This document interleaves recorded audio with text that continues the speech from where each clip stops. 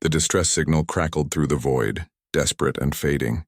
Bella watched the translated message scroll across her command screen aboard the Terran Defiance, her jaw tightening with each word.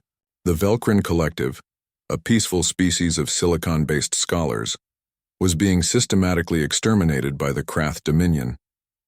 "They're calling us savages," Jackson said from the tactical station, his voice flat. "The Krath. They sent a counter-transmission telling the Velcrin that summoning Deathworlders would only accelerate their extinction." Bella's eyes hardened. 6 months ago, humanity had been welcomed into the Galactic Council with condescension and fear. Earth, a Class 12 death world where everything from the gravity to the microbial life could kill most known species, had produced a race that terrified the civilized galaxy. Humans were too aggressive, too resilient, too willing to fight. The Council had placed restrictions on human expansion, citing safety concerns. Now those same species watched silently as the Velcrin died, too afraid to intervene against the Krath's superior numbers. "Prep the fleet," Bella ordered. "Full combat readiness." Jackson's fingers flew across his console. "Captain, we're one heavy cruiser with a support group. The Krath have 40 warships in Velcrin space. Then we'd better make this count."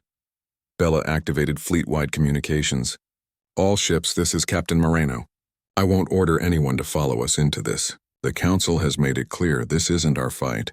But the Velcrin asked for help, and I've never been good at ignoring an SOS." Silence stretched across the channel. Then one by one, every human vessel in the sector responded. Cruisers, destroyers, even civilian freighters that had been retrofitted with weapons humanity had installed, just in case.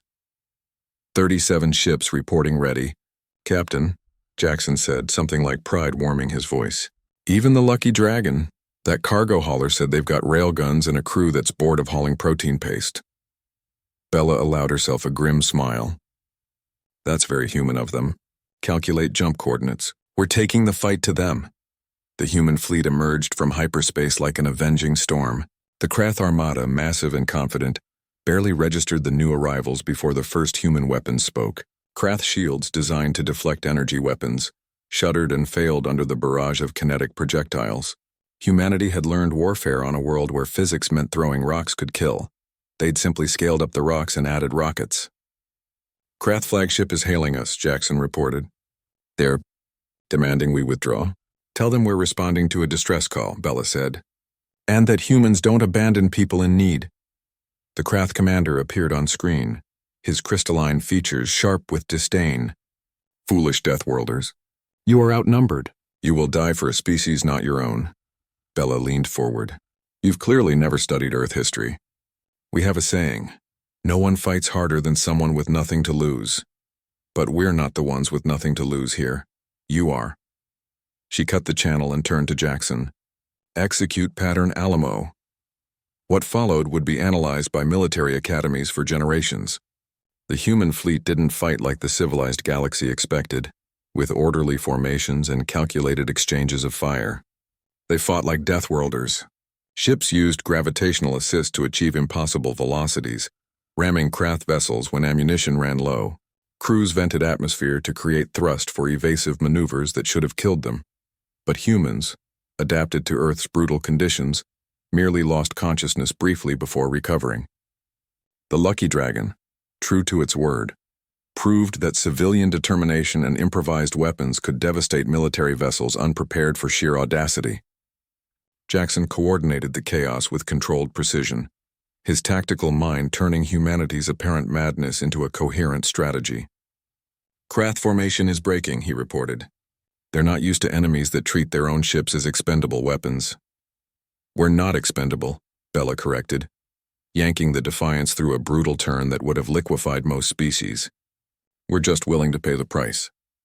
The battle raged for 6 hours. When it ended, 31 human ships remained operational. The Krath Armada was scattered, fleeing into hyperspace with a terror they'd never known. The Velcrin homeworld surface glittered with cities saved from annihilation. Their transmission was thick with emotion their translators struggled to convey. "We are told humans are dangerous," the Velcrin matriarch said. "We see now this is true, but dangerous to enemies, to those who harm the helpless. We were told you are savage, yet you crossed the stars to save strangers because it was right." Bella felt the weight of exhaustion and loss. 6 ships destroyed, hundreds of crew dead. But she also felt something else: vindication. Matriarch, humanity learned long ago that civilization isn't measured by your technology or your comfort. It's measured by who you protect when no one's watching. Later, as the fleet began repairs, Jackson approached Bella on the bridge. The council is furious. They're calling it an unauthorized military action. Let them complain, Bella said, gazing at the stars. The Velcrin are alive. That's what matters. The galaxy is terrified of us now. Bella nodded slowly. Good. Maybe they'll think twice before ignoring the next distress call. And if they don't, well, humanity will be listening. Jackson smiled. We're really not good at minding our own business, are we? No, Bella agreed. We're really not. But someone has to answer when the innocent cry for help. Might as well be the Deathworlders.